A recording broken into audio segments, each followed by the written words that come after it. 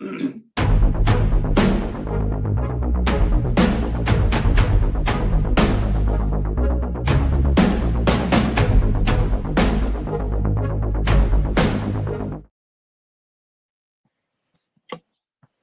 everybody. Good afternoon.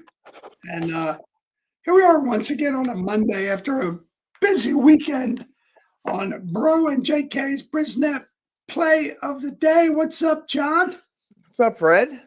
Just trying to cool down after that weekend. What a weekend it was, I'll tell you that.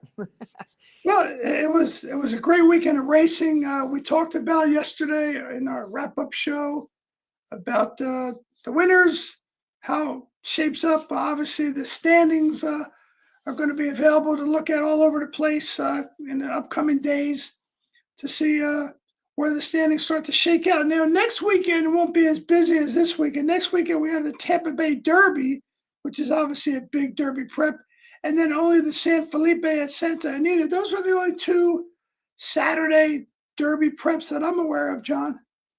Yeah, it usually goes like every other weekend. It gets great, and then it's not a bad weekend. You got Tampa Bay Derby and the San Felipe. So I mean, you're not being without great racing. So I was just saying, compared to last weekend, we had all those races prepped for the Oaks, preps for the Derby, a race on Sunday. It was I'm not going to say I'm exhausted, but I'm a little bit spent. I don't know. Maybe it's just me, but I don't know. Yeah, I'm spent after that weekend. It was just so much handicapping and trying to pick the right spots. And yesterday we both mentioned on the wrap-up show the winner of the Rebel. We both liked the three presidents right there. I mean, 8-1, beautiful price we got. He dug in, as game as could be, and we got that victory. No, I looked at that, and I was trying to look at our podcast after the fact to see where we went right, where we went wrong. There was a lot of right in there, and especially in that race. I mean, just big field like that, anything can happen, but we made good points about why we liked that horse. So, hey, worth watching just to go over our shows. Again, Monday, Wednesday at 2 p.m. We have our JK and Bro JK, however we want to say it, pick of the day. We're going to talk about that in a minute. We'll be on again Wednesday at 2 o'clock.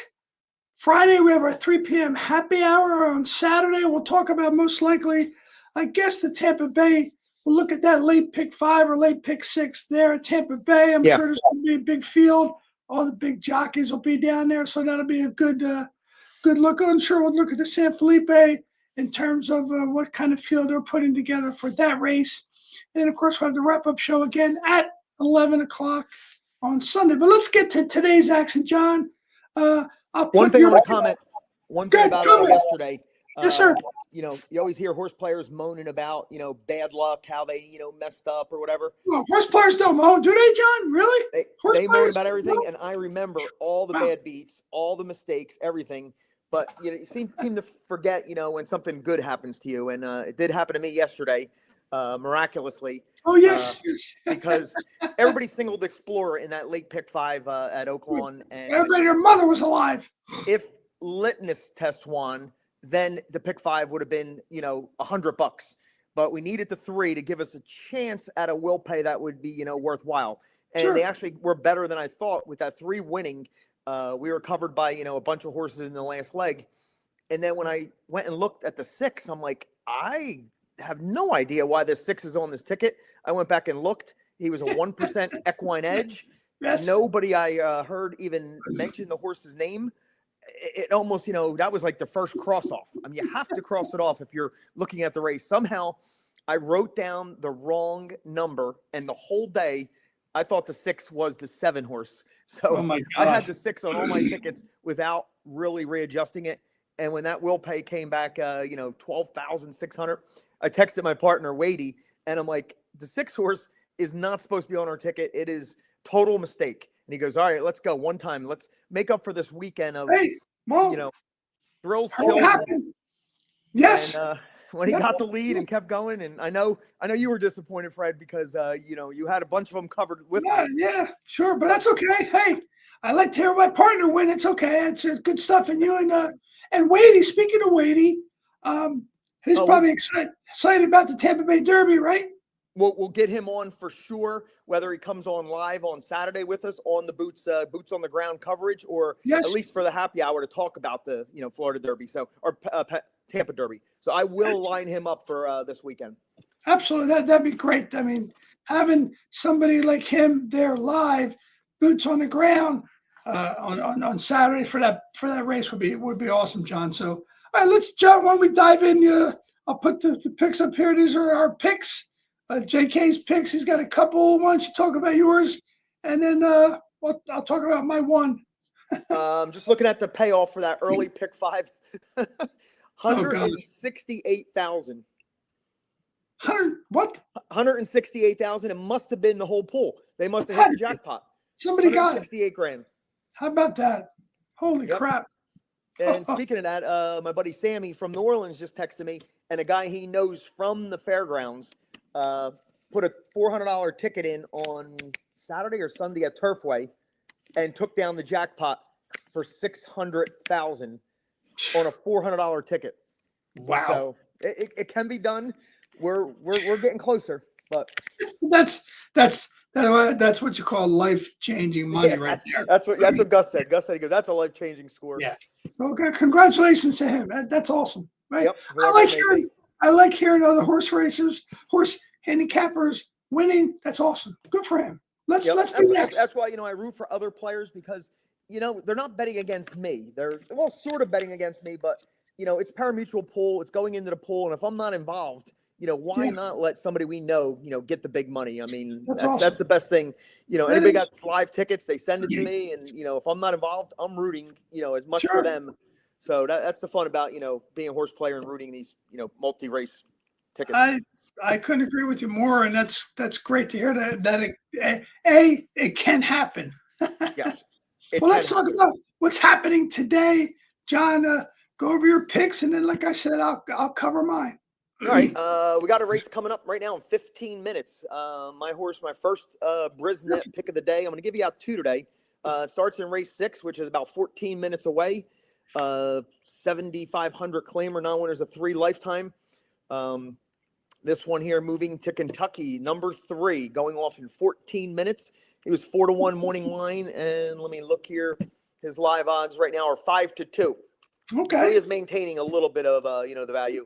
But this horse, 2 races back, won his 7,500 non-winners of 2 lifetime, and then moved up to non-winners of 3, which same claiming level, but non-winners of 2 to non-winners of 3 is a big move up. And he was $1.80, betting wise, like 9-5, and he ran a nice third, beating 4 lengths, first time in that class. Now second time in this class, draws inside here. No real world beaters. A lot of horses trying, multiple times trying to get their non-winners of 3 thing. Sure. So Bobby Moscow trained Michael Sanchez. I'm not going to pass up him. And right now at 3-1, he will be my first BRISnet pick of the day. Race 6, number 3. Got it. And then let's see, we can move over to let's go race 10. Let's talk about the pick that we both have. Which I don't know if it's good or bad. I mean, we either got the weight of the world on this horse, or well, full disclosure, we do these picks separately. I make my picks unbeknownst to John. He makes his picks unbeknownst to me until I put the banner up there and we see who we got. We both had the 3 in the next race, the race 10. John, I'll let you talk about that horse first and see if we have any of the same feelings.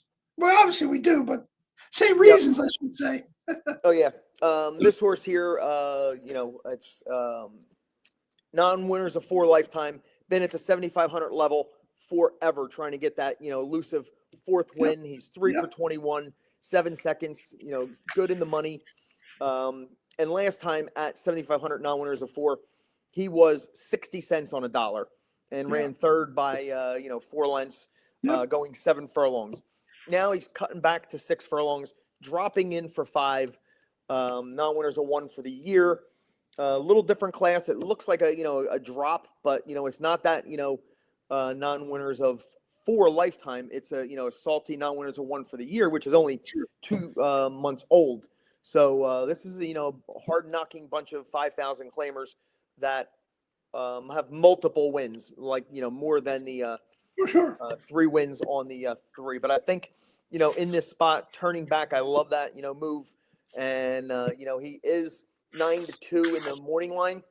But if we could get anywhere near 2-1, I think I would be happy. So we'll make my second BRISnet pick of the day, race 10, number 3. And Fred, you will say the same, and let's hear why you like it. Well, the field was originally a large field of 12. There's 3 scratches, so now you have a field of 9.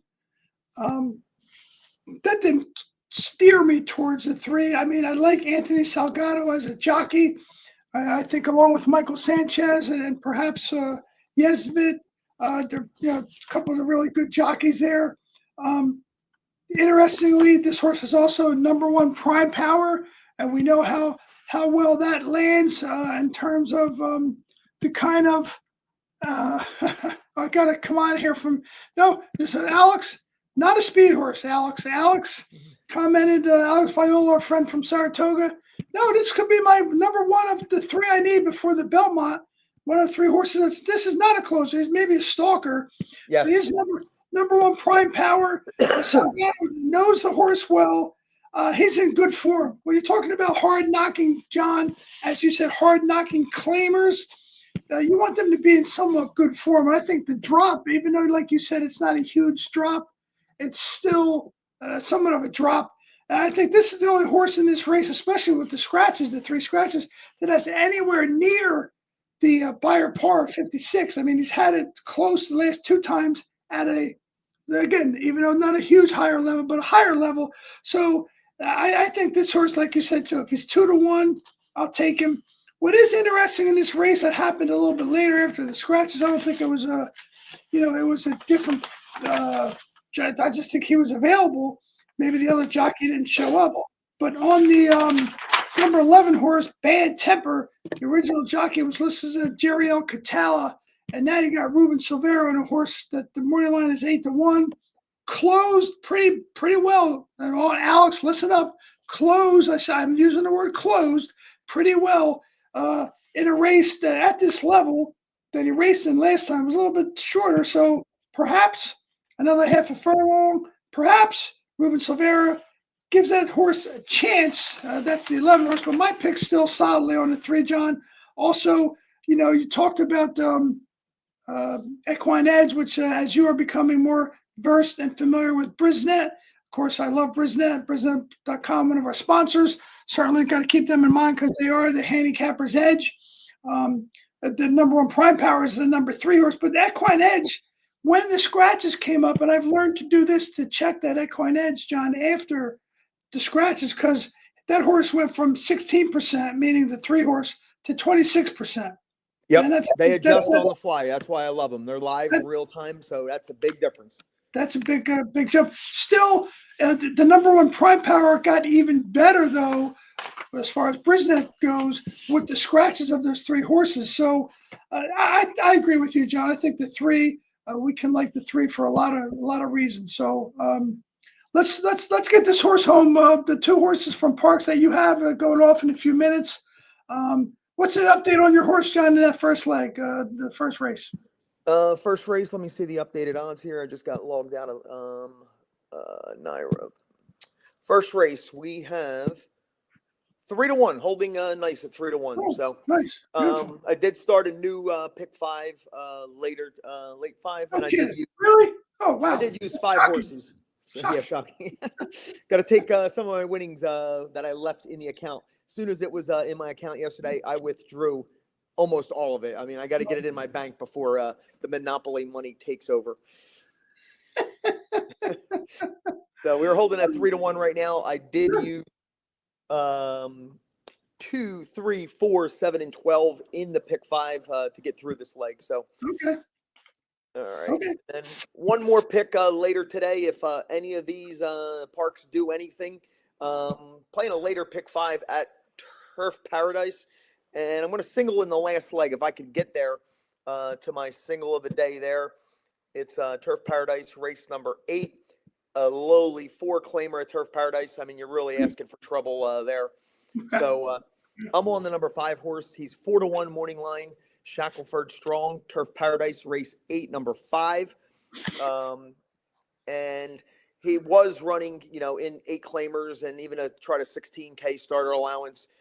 Just a little too tough for him. He dropped to this level 4-claimer last time, and he was, 4-1, and he ran a respectable third. So I think second time in this class is the time to catch him right now, and hopefully get, somewhere around 2-1. And hopefully that's my last leg will pay pops up for the 5. So race 8, number 5, my second third BRISnet pick of the day. Wow, I got a lot today. Hey, that's great. Listen, we want to see those 3, BRISnet's here for a reason, and we want to make sure we get them up there. So, John, we got another note from Alex. Canaletto runs on Saturday. Okay. That's the horse that Alex liked. I mean, that was a strong horse. Broke, I think we had that horse. I know on the show we talked about that horse, Canaletto. That horse looked really good. I think it was a 9 horse. That was number 9 horse in the race that it won last time out. So I guess I haven't looked at the horses yet that are in the Tampa Bay Derby. Maybe Canaletto must be in the Tampa Bay Derby. That's a good horse. We'll see. We'll keep an eye on it. All right. Well, John, listen, good luck. How much time for your first BRISnet pick of the day? 6 minutes.